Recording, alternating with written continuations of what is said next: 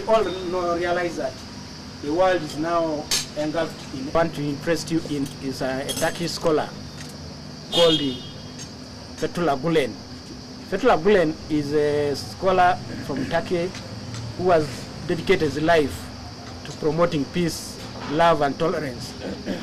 Fethullah Gulen identified 3 evils. He identified, he said one of them is disunity, the other is poverty, and the third one he identified is ignorance. So the proponents of interfaith are using one of the avenues. Actually, interfaith is one of the avenues which drives this disunity. Uganda is a country with so many tribes. You find that when you go, who is that one? Who is that one? Where is that one from? So that kind of arrangement is what all from the same blood, created by one living God, and that's why the proponents of the interfaith are saying we need to live harmoniously, irrespective of our color, our beliefs, and our tribes. Those are immaterial, but one thing is we are all created as a semblance of God, of a platform. Though my part of work, I work with the Navy, concentrating on commonalities, uniting in diversity, thus making a world a better place for all of us to live in. And of course, it concentrates mostly on religions, world religions.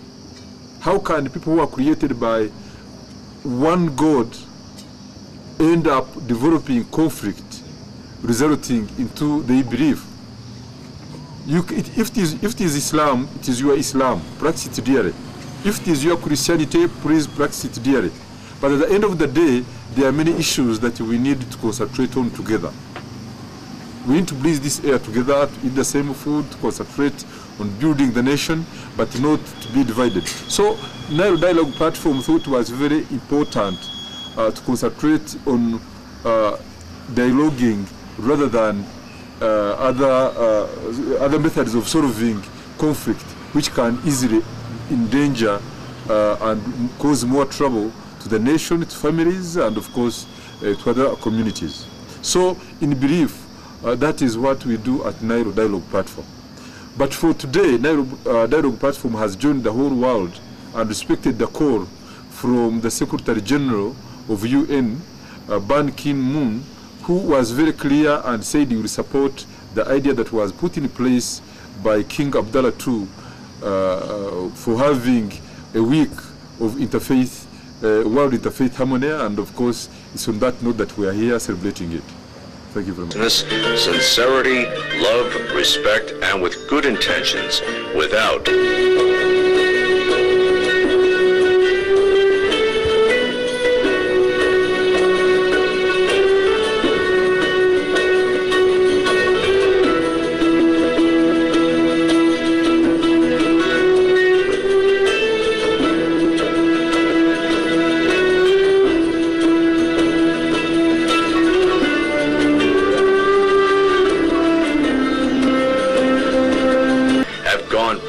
the borders of Turkey, opening schools in areas that stretch from Europe to Africa and from the Far East to America, despite the ethnic, cultural, and religious differences. There are hundreds of primary, secondary, and high schools, as well as universities around the world. Within the movement of Education for Peace that he initiated, he played a role that allowed different cultures to intermingle, and he led interfaith dialogue in Turkey.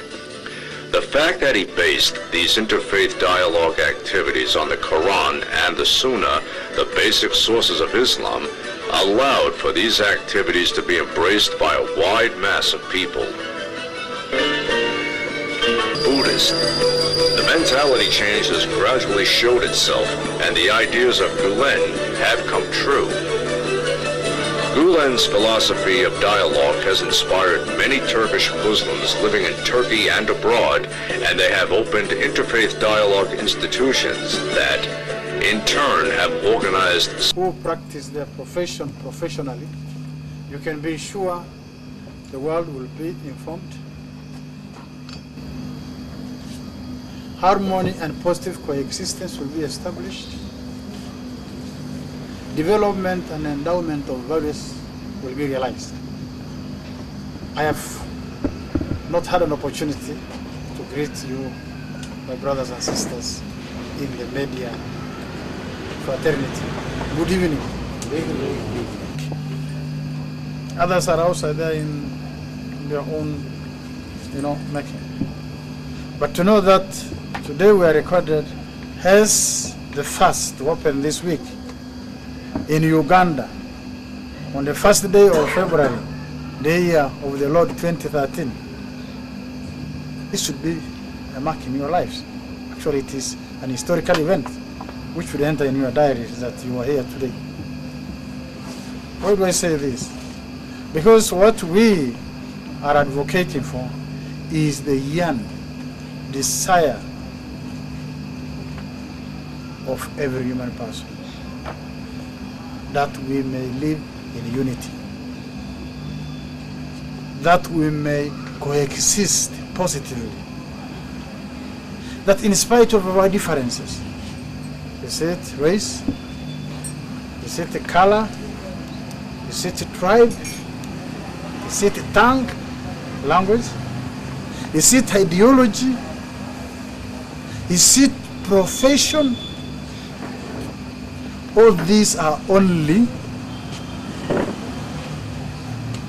emblems that are put on us. But what is real of us is being humane, being human beings. And to know that in all those differences that we are in, we're able to come together and throw that away. This is the greatest yearn of humanity, that all may live together as one. Unity in diversity.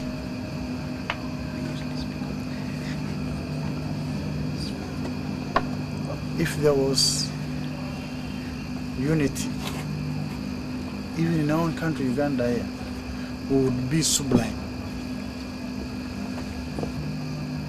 We would enjoy these natural resources that God has given us, being the pearl of Africa. But because of our individualism, we stick to our small identity and pick an idea. I didn't pick it as it has been today. I attended one event, I think it was in 20. Again, I saw that is the that really what we have in the depth of our essence is first of all being human. The others are only characters that are on us. You will never find an African environment where there is no religiosity. But in the past, we have been animistic, traditionalists, worshipping priests, worshipping rocks, worshipping mountains, rivers. Then thanks to the Enlightenment period, when real aspects of religion came in. Division and self-destruction. I grew up, it is happening. So you made the right choice to open this week with the journalists. If you had brought in professionals, they would have come here and philosophize and reason and make all those syllogisms and only make things remain here or write in their books which will now be read. But these ones, tomorrow each one of them will go to his minister or Hamedi house and say something. And we would have sent a message home that what we want and we need in Uganda is unity, forbearance, tolerance, positive coexistence in spite of our differences. What the man said, who was talking there, in my ministry, I am lost. Because sometimes I get my government, seems to be, we're getting mixed up. The arms of it's a gift to any society. And when I hear that journalists are intimidated, journalists then I wonder how people judge. Unless you yourselves create in a situation where you become hated and disliked. But I am very sure if you remained in the norms and standards of your profession, nobody will hate you. Because you're actually opening the ears of people and opening the eyes of the people. And what are you doing? You are only bringing good to these people. For example, if it was simple and individual differences, this is a whole body, but there is the head, the neck, the hand, the feet, the legs. What do you want to say? If each member of the body says, I am the ant, I, do your business, how will the things work? We complement each other. That's why we need each other. So we should denounce, use your platform, denounce anything that is enemy to unity. Anything that is disorganizing humanity. Denounce, shun, and condemn in the strongest terms.